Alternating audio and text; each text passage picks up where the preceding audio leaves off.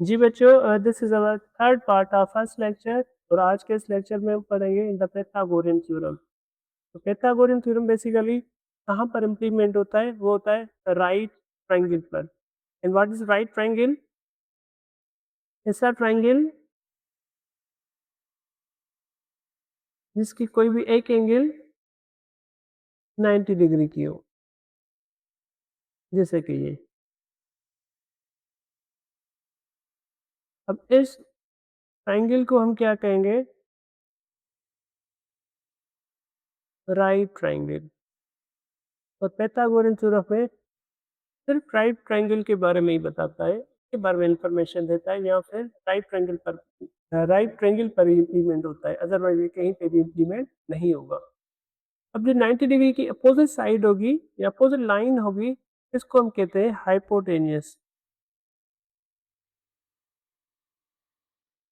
या फिर इसको सी से लिखेंगे। तो ये जो लाइन है इसको हम कहते हैं बेस या फिर बी, और ये जो लाइन है which is a perpendicular line, ठीक है, या फिर इसको हम कहेंगे ए। अब जो मेन कंसेप्ट है pythagorean थ्योरम का वो ये है कि सी का स्क्वायर, मतलब इस लाइन का स्क्वायर इक्वल होगा the sum of the A square plus B square. It means के C basically A B and C are the length of these three sides. So C represents the length of this sides and these are the vertices. Let's say this is the A, B and C. तो B से लेके C तक जो length होगी उसको हम C कहेंगे, and the length from A to B उसको हम क्या कहेंगे? B. The length from A to C is called A. अब C मीन्स इस लेंथ का स्क्वायर, ठीक है, इक्वल हो रहा है sum of the square of A and B, means के ये जो फार्मूला होगा इसको हम कहेंगे pythagorean theorem. Let's say if I write the C is 5, B is 3 and A is let's say 4, तो C का स्क्वायर क्या होगा? मीन्स 25, 5 का स्क्वायर 25, A का स्क्वायर मीन्स 4, 4 का स्क्वायर 16, B किसके बराबर है? 3, 3 का स्क्वायर क्या होगा? 9, 16 प्लस 9 25, 25। देखिए right hand side is same as left hand side. It means ये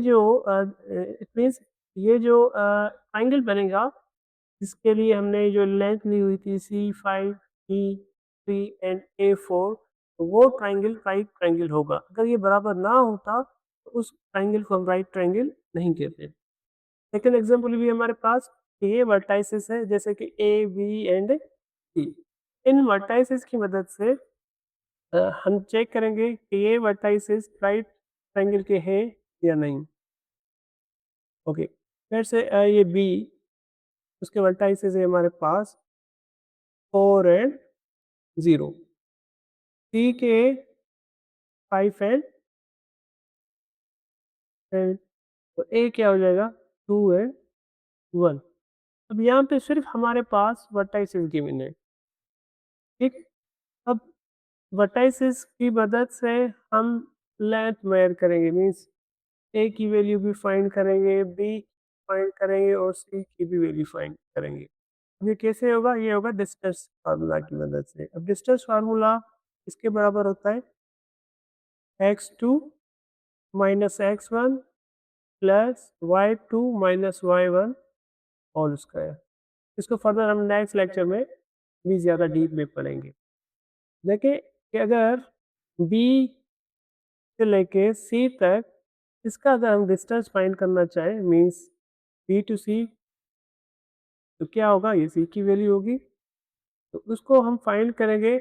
जो डिस्टेंस होगा वो फाइंड करेंगे हम with the help of distance formula, means इसकी मदद से। जब हम ये फाइंड करेंगे तो ये इसकी वैल्यू आएगी, जो लेंथ आएगी वो आएगी 50। इसी तरह हम ए एंड बी को डिस्टेंस निकालेंगे जिसको हम कहेंगे बी, तो वो क्या आएगा, रेडिकल 5 आएगा। इसी तरीके से ए एंड सी मीन्स के ये, और दिस इक्वल टू द बात है। तो इसको जब हम बाय डिस्टल फार्मूला से यूज करेंगे तो द रिजल्ट इज रेडिकल 45।